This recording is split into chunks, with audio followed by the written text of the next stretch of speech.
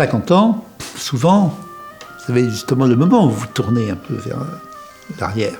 Hein, vous demandez d'où vous venez. Et il est vrai que je ne venais pas de n'importe où. Hein.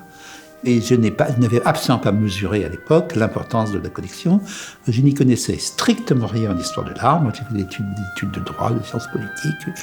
J'ai découvert l'histoire de mon grand-père, Personne ne m'avait, dans la famille, personne ne m'a parlé des 4 morts de la famille. Personne. Je savais très peu de choses. Hein. Alors, sans doute que je n'ai pas cherché à savoir, hein, évidemment, parce que c'est pas compliqué. Hein, il suffit de lire des bouquins, enfin, il y en a quand même. Alors, ma rencontre avec Sergueï Choukine, elle s'est faite très tard, en 1990. C'est-à-dire que j'avais 48 ans. Il y avait un détail important, c'est que ça s'est fait en Russie. Choukine n'était pas du tout un inconnu. Il était un inconnu ici.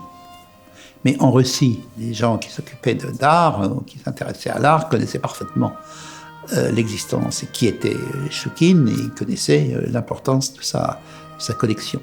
Ce qui fait que quand je disais comme ça, pour moi, tu sais où, vous savez, je suis d'origine russe, c'est pour ça que je le parle, hein, la langue. Je disais, voilà, je suis le petit-fils de Sergueï Choukine. Ah, bon, etc. Et j'étais stupéfait de l'effet que ça produisait. Hein. Très vite, il y a quand même dans ce petit milieu qui était Moscou en 1990, les choukinistes, parce qu'il y en avait quelques-uns, évidemment, ils ont très vite pris contact avec moi.